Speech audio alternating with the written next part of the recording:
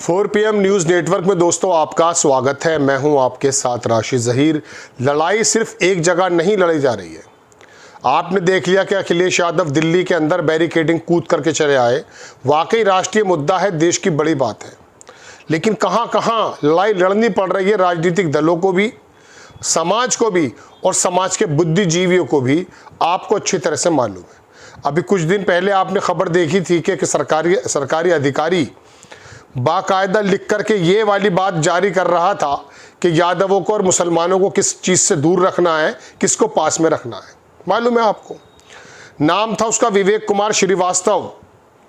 और दोस्तों बात यह है कि उसने कहा कि जो मुस्लिम और यादव जो लोग हैं वो खेल के मैदान पर, शमशान, कब्रिस्तान, पोखर, खलियान, इन जगहों पर जो इन लोगों का अवैध कर्म का आरोप लगाते हुए इनको बेदखली, मतलब बेदखली की बात खास करके दो समुदाय को लेकर कही गई।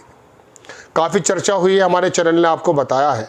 मैं बताना ये चाहता हूँ कि जब सरकारी अफसरों के दिमाग में भी ये वाली बात घुसी हुई है तो खाली चुनाव आयोग से ही थोड़ी ना गिला है, गिला तो हर जगह है। अभी अधिकारी बैठे हुए अपने अपने विभागों में, अगर इस तरह का दिमाग में गलाजत रखेंगे कि यादवों को कहाँ और मुस्लिमों को कहाँ बाहर करना, स्पेशली कार्रवाई किन के खिलाफ करनी है, तो जाहिर सी बात है समाज तो धरातल के अंदर चला गया।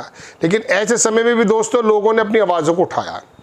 एक समाजवादी पार्टी के बंदे हैं जो अपना कानून का और विभाग देखते हैं, उन्होंने इसके बारे में कानूनी कार्रवाई करनी शुरू कर दी है। सबसे पहले मैं आपको खबर दिखाता हूं।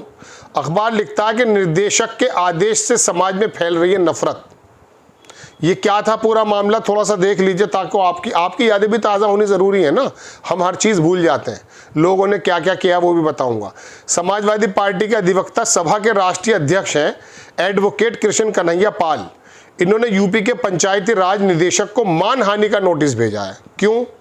पाल ने निदेशक पर जाति और धर्म के आधार पर समाज को विभाजित करते हुए उनके खिलाफ अपमानजनक, भेदभावपूर्ण और असंवैधानिक आदेश जारी करने और समाज में जातीय सांप्रदायिक वैमनस्यता फैलाने का आरोप लगाया है। उन्होंने कहा कि निदेशक के इस कृत्य से भारतीय संविधान के अनुच्छेद 14, 19 और 21 का हाईकोर्ट द्वारा स्थापित विधिक सिद्धांतों का घोर उल्लंघन है। पाल ने आरोप लगाया कि 1 अगस्त 2025 को निदेशक कार्यालय से जारी एक आधिकारिक पत्र जो व्यापक रूप से प्रसारित हुआ है, उसमें जनाक्रोश का विषय बन गया है। क्या है जी वो? उन्होंने कहा कि यह पत्र समस्त जिला मजिस्ट्रेटों को संबोधित करते हुए आदेश दिया गया कि गांव के सार्वजनिक उपयोग की भूमि जैसे पोखर, खलियान, शमशान, कब्रिस्तान, खेल मैदान आदि पर केवल यादव और मुस्लिम समुदाय के लोगों द्वारा अतिक्रमण के आरोप में बेदखली करने की कार्रवाई के लिए भेजा गया। अतिक्रमण तो अतिक्रमण होता है, अगर कोई है तो सबको हटाया जाए। लेकिन जब निदेशक के यहाँ से लेटर जारी होगा तमाम मजिस्ट्रेट्स को और कहा जाएगा कि यादव और मुसलमानों को जरा हटाइए, बाकी तमाम लोगों का कब्जा रहे, जिसे एक राजनीतिक दल के पूर्व अधिकारी विवेक कुमार श्रीवास्तव द्वारा लिखा गया था।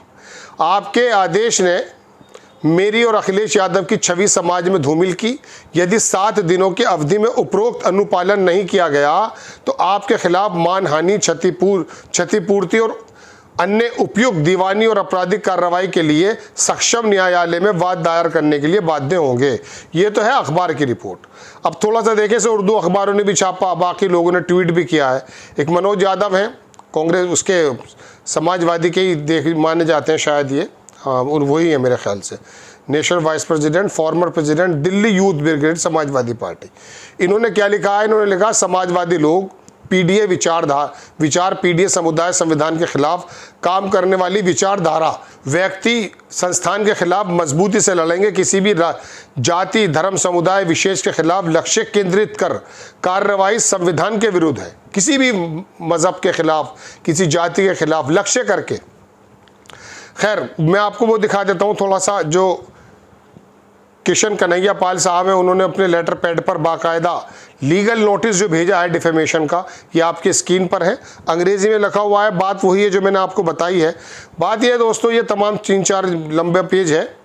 मैं आपको बताने ये हाजिर हुआ कि लड़ाई सिर्फ यहाँ नहीं लड़ी जा रही है, लड़ाई तो एक्चुअली इतने मौक़ों पर लड़ी जा रही है, इतनी ज़्यादा देखी जा रही है कि समाज के अंदर हम तो सोच ही रहे थे कि साहब चलिए ये जो है सरकार के जो अमला है उसी के अंदर है, लेकिन समाज के अंदर बैठे हुए लोग, उनके जहनों में भी ये जहर भरा जा चुका है। अब ये कहाँ से भरा है, लेकिन शुक्र की बात यह है कि जागरूक लोग इसकी लड़ाई लड़ने जा रहे हैं। अखिलेश यादव, राहुल गांधी और तमाम विपक्ष के नेता जहां देश की लड़ाई दिल्ली में लड़ रहे हैं, फतेहगढ़ की खबर में आपको सुनाऊं, एक मज़ार पर कूदने लगे हिंदुत्व दल के लोग। मतलब नुकसान, डकैती, समाज के अंदर वैमनस्यता एक तरह से नहीं फैलाई जा रही है। अब तो इतने सारे बागड़ बिल्ले पैदा कर दिए गए हैं कि उनसे लड़ने के लिए भी हर मोर्चे पर खड़ा होना ज़रूरी है। ये वकील साहब जो हैं, इनको क्या ज़रूरत पड़ी है साहब, चलिए समाजवादी से मुंसलिक है, लेकिन बात यह कि ये एक मुस्लिमों को या यादवों को या किसी भी समाज को अगर टारगेट करने की बात की जा रही है और अधिकारी इस बात को कह रहा है, तो अब ये बताइए जो 5 किलो की लाइन में लगा हुआ व्यक्ति है वो इस लड़ाई को लड़ेगा या फिर अखिलेश यादव को मजबूर होगा बैरिकेडिंग कूदने में, या राहुल गांधी मजबूर होंगे ईसीआई के दफ्तर जाने के लिए, अपनी शिकायतों को रखने के लिए। देश के अंदर वो माहौल पैदा हो गया दोस्तों। जेपी का तो माहौल अलग था। आप एक लड़ाई लड़ रहे हैं राष्ट्रीय स्तर पर, देश साथ हो जाता था। हमने अपनी जिंदगी में अन्ना आंदोलन को देखा, देश साथ हो गया था। वो बात अलग है कि वो क्या नक्शेबाजी करके गया था, क्या देश को धोखा देकर गया था, लेकिन बहरहाल देश एक साथ हो जाता था। वीपी सिंह के समय राजीव गांधी के खिलाफ देश हो गया था, लेकिन बात यह है कि यहाँ तो इन्होंने देश के अंदर जगह जगह इतने गड्ढे और ऐसे दरोगा खड़े कर दिए हैं कि जो मारने मरने को तैयार हो जाएंगे।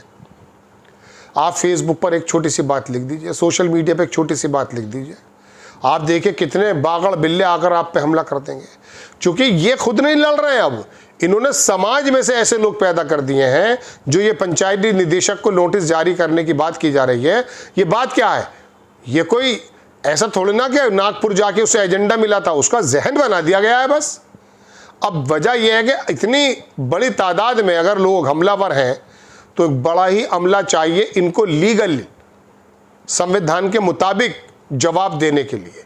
ये लोग जो बैरिकेडिंग कूद रहे हैं ना, जो राहुल गांधी जा रहे हैं या वकील साहब जो आ रहे हैं, ये तमाम लोग, ये क्या समझते हैं आप, इनके घरों के अंदर कोई पर्सनली चीज़ आने वाली है? नहीं नहीं नहीं नहीं, ये लड़ाई लड़ रहे हैं उस आदमी की जो लाइन के अंदर खड़ा कर दिया जा चुका है, जिसको ये एहसास ही नहीं हो रहा कि मेरा क्या लूटा जा रहा है।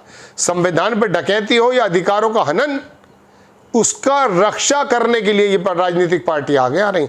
नो डाउट इनका मकसद एक हो सकता है सत्ता हासिल करना, लेकिन सत्ता किस बिहाफ पर हासिल करना चाहते हैं ये लोग भी, ये उन तमाम चीज़ों को सामने लाकर रखना चाहते हैं जो एक ज़माने से नफरत पैदा करके जो है पैदा कर दिया गया है, आपको बताना चाहते हैं। लेकिन सबसे पहले, लड़ाई से पहले तो ये एहसास भी कराना ज़रूरी है समाज को कि देखिए आपके खिलाफ क्या क्या काम चल रहा है। मीडिया का यही काम था, उसको ही बदल दिया गया, क्या कर सकते हैं। खबर आपको कैसी लगी अपनी राय कमेंट्स बॉक्स में ज़रूर दीजिए। चैनल को सब्सक्राइब कीजिए, शेयर कीजिए। नेक्स्ट टाइम में किसी खबर के साथ हाजिर होता हूँ। जय हिंद।